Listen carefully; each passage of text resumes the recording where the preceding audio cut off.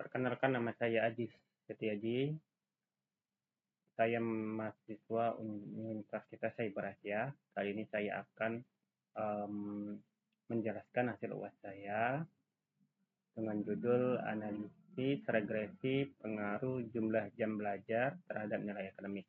Baiklah, hmm, pertama saya akan mengenalkan diri dulu. Nama saya Adis Setiaji dengan NIM 220401020025.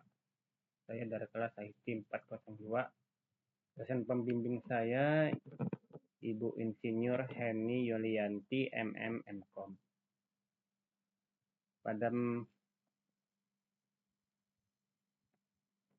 Pada kali ini kita akan mengetahui beberapa hal mengenai analisis regresi. Yang pertama, konsep, model bersama regresi sederhana, kemudian least square estimator, kemudian interpretasi intercept dan koefisien. Oke, untuk pertama-tama kita harus menyiapkan terlebih dahulu Excel kita, karena jika kita tidak mempersiapkan, kita tidak bisa mendapatkan data analitik melalui Excel ya. Karena saya kali ini akan menggunakan Excel sebagai tools untuk menganalisis regression. Oke, kita bisa lihat di sini di data. Bagaimana cara memunculkan data analisis? Kita harus ke tab file, kemudian ini tab files ya, klik tab files, kemudian pilih option, lalu pilih add-in, lalu kita aktifkan analysis toolpath, lalu klik OK. Lalu di sini akan muncul data analisis. Oke, kita balik lagi ke PowerPoint kita. Apa sih konsep dari analisis regresi? Nah, konsep dari analisis regresi sendiri yaitu untuk memprediksi nilai dari variabel terikat berdasarkan nilai dari setidaknya satu variabel bebas. Kemudian menjelaskan dampak dari perubahan suatu variabel bebas tersebut terhadap variabel terikat. Itu ya, teman-teman. Oke, bagaimana sih modelnya? Nah, modelnya seperti kita lihat di sini. Variabel terikat itu disumberkan dengan Y, I, kemudian intercept Y digambarkan beta 0 ditambah koefisien slope yaitu beta 1 X I atau variabel bebas ditambah ellipson I, random error. Oke. Kita lanjut ke persamaan regresi. Nah, ini merupakan persamaan regresi linear sederhana ya. Kemudian ada estimasi atau prediksi nilai pada pengamatan ke I ya.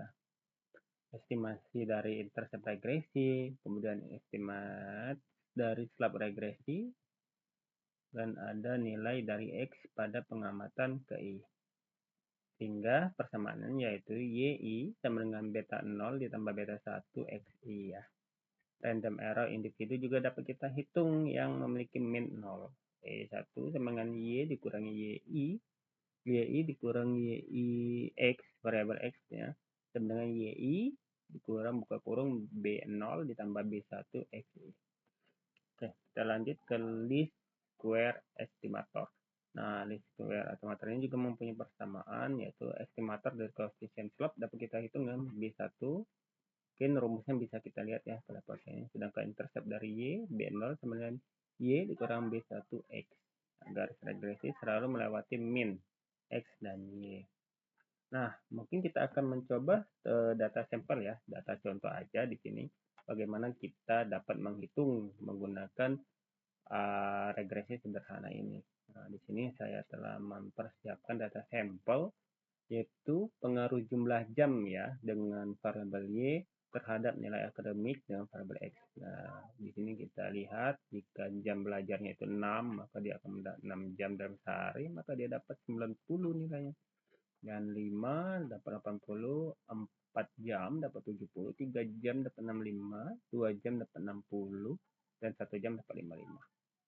Jika kita gambarkan pada grafik presentation, ya, kita mendapatkan seperti ini ya grafiknya. Dia akan selalu meningkat kalau kita banyak jam belajar ya. Nah, lihat di sini garis koefisien ya. Nilai akademiknya akan selalu meningkat.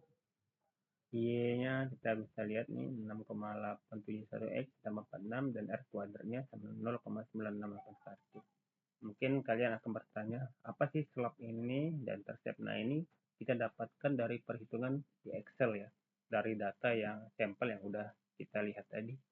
Mungkin kita lihat di Excel, dan kita akan tab Excel. Di sini saya ada sheet 1. Sheet 1 ini nilai yang kita tadi, yang udah kita tadi kita lihat data sampel tadi, kita masukin ke Excel, kemudian kita pilih. Ini kita hapus dulu, ini perhitungan saya tadi, kita hapus dulu, delete. Oke, kemudian kita buka data, tab data, kemudian pilih data analis.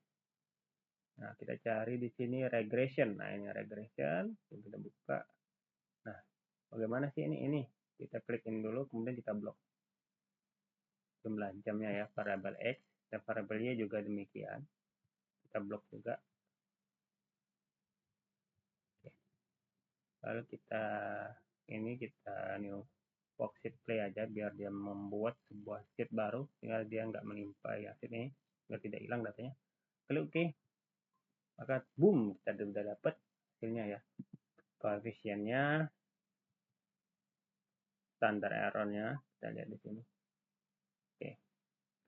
Akhirnya kita sudah mendapatkan intercept dan X variabelnya ya. Dan kita bisa masukkan ke sini interceptnya yang didapat 6,38235 dan slope-nya 0,14176. Nah, gitu. Kalau kita gambarkan ke dalam sebuah persamaan regresi, maka persamaan regresinya minus 6,38235 ditambah 0,14176. Lalu kita lihat pengaruhnya intercept 0 sama dengan B0.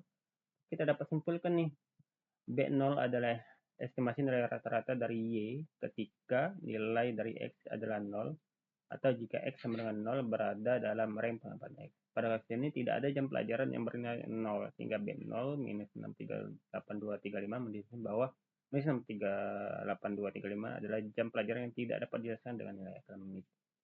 Kita lanjut ke interpretasi dari koefisien slope B1 jam pelajaran ini minus 6,38235 ditambah 0,14176 atau nilai akademik. B1 adalah estimasi perubahan rata-rata dari nilai Y sebagai akibat dari perubahan satu unit X. Di sini B1 sama 0,14176 ya, bahwa nilai akademik meningkat sebesar 0,14176 secara rata-rata jika dia terus bertambah ya jam pelajarannya. Maka nilai akademik juga akan terus meningkat. Oke, terima kasih.